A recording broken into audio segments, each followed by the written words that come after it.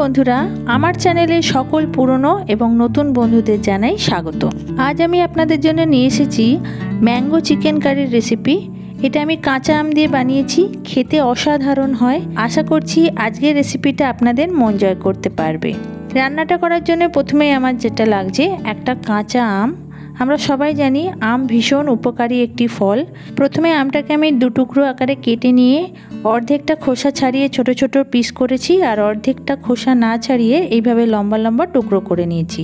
আর লাগছে আমার 4টে কচি আম পাতা। তো আমি এখানে 4টে আম পাতা নিয়ে নিচ্ছি রান্নার জন্য, আর আম পাতাগুলো ধুয়ে রাখছি। প্রথমে একটা মিক্সার জারের মধ্যে নিয়ে নিচ্ছি একটা মাঝারি সাইজের পেঁয়াজ টুকরো করা, কতগুলো রসুনের কোয়া, কিছুটা পরিমাণ আদা, 3টে কাঁচা লঙ্কা, আর খোসা ছাড়ানো যে আমের টুকরোগুলো রেখেছিলাম সেটা। একটু জল দিয়ে পুরো জিনিসটা আমি একটা সুন্দর পেস্ট তৈরি করে নেব। এবার একটা বোলের মধ্যে আমি 500 গ্রাম মুরগির মাংস নিয়ে নিয়েছি। মাংসটা আমি ভালো করে ধুয়ে পরিষ্কার করে রেখেছি। এবার এর মধ্যে যে পেস্টটা বানিয়েছিলাম একটু আগে, সেটা এর মধ্যে দিয়ে দিলাম। এই পেস্টটা দিয়ে আমি ভালো করে এটাকে ম্যারিনেট করব। তো তার জন্য এর মধ্যে দিচ্ছি স্বাদ মতো নুন এবং পরিমাণ মতো হলুদ গুঁড়ো, দিচ্ছি 1 টিস্পুন জিরে গুঁড়ো, 1 টিস্পুন ধনে গুঁড়ো, 1 টিস্পুন চিনি এবং হাফ টিস্পুন গোলমরিচ গুঁড়ো, আর হাফ টিস্পুন লঙ্কা গুঁড়ো, আর দিচ্ছি 1 টেবিল স্পুন সর্ষের তেল। এই রান্নাটায় কাঁচা আম যেহেতু ইউজ করেছি, তাই টক দই ইউজ করলাম না। পুরো জিনিসটা আমি ভালো করে মিক্স করে নিচ্ছি। ম্যারিনেট করা হয়ে গেলে মাংসটাকে আমি আধ ঘন্টার জন্য ঢাকা দিয়ে রেখে দিচ্ছি। গ্যাস ওভেনে এবার একটা প্যান বসিয়ে নিয়ে তার মধ্যে দিয়ে দিচ্ছি 4 টেবিল স্পুন সর্ষের তেল। রান্নাটা আমি অবশ্যই সর্ষের তেলে করছি, আপনারাও সর্ষের তেলেই করবেন, তাতে খেতে ভালো হবে। দিচ্ছি এর মধ্যে একটা তেজপাতা, দিচ্ছি 2টো দারচিনির টুকরো, 3টি থেতো করা এলাচ, আর 4টে লবঙ্গ, আর দিচ্ছি একটা গোটা শুকনো লঙ্কা, আর হাফ টিস্পুন গোটা জিরে।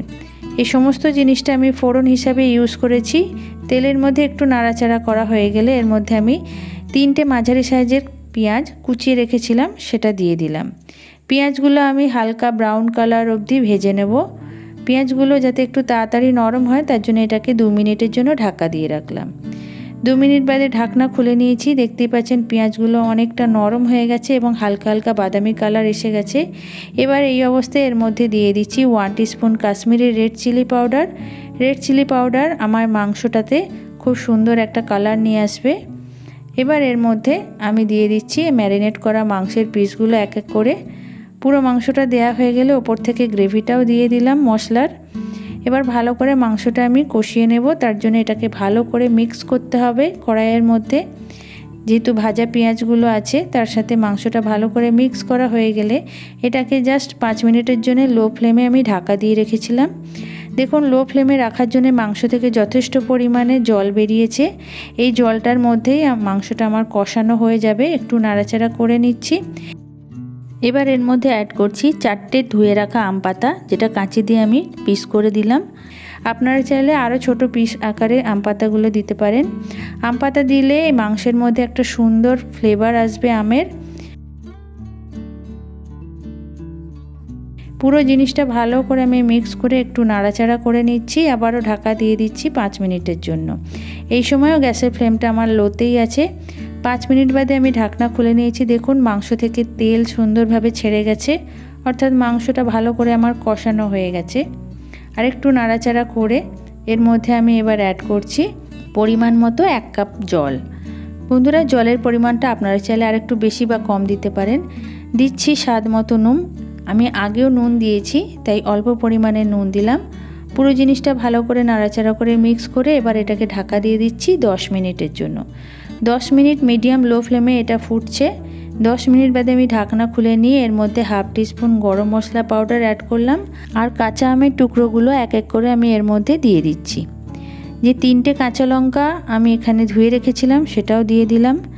পুরো জিনিসটা ভালো করে আরও আমি 5 মিনিট একদম মিডিয়াম টু হাই ফ্লেমে ফুটিয়ে নেব মাংসটা, যাতে আমের ফ্লেভারটা খুব ভালো করে এর মধ্যে যায় এবং স্বাদটাও সুন্দর হয়।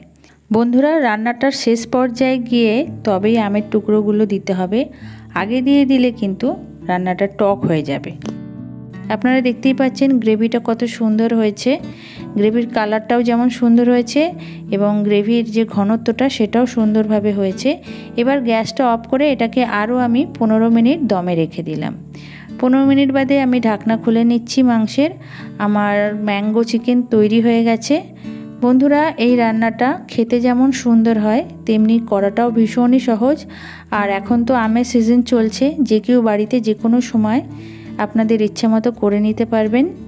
এই রান্নাটা রুটি, পরোটা বা ভাতের সাথে খেতে খুব ভালো লাগে। আশা করছি আজকের রেসিপিটা আপনাদের মন জয় করতে পেরেছে, কারণ আপনাদেরকে সাহায্য করতে পারাই আমার একমাত্র উদ্দেশ্য। আর সবার শেষে একটা ছোট্ট রিকোয়েস্ট, আজকের রান্নাটা ভালো লাগলে রেসিপিটাকে লাইক করবেন এবং শেয়ার করবেন আপনার সেই সমস্ত বন্ধুদের সাথে যারা চিকেন এবং ম্যাঙ্গো খেতে ভালোবাসেন। আর সবশেষে আমি ধন্যবাদ জানাই সেই সমস্ত বন্ধুদের যারা আমাকে সাপোর্ট করেছেন, আমার চ্যানেলটাকে সাবস্ক্রাইব করেছেন, আমার পাশে আছেন। যারা এখনও অবধি সাবস্ক্রাইব করেননি, আমার রান্নাগুলো ভালো লাগলে আমার চ্যানেলটাকে সাবস্ক্রাইব করবেন এবং পাশে থাকা বেল আইকনটা অবশ্যই ক্লিক করে দেবেন।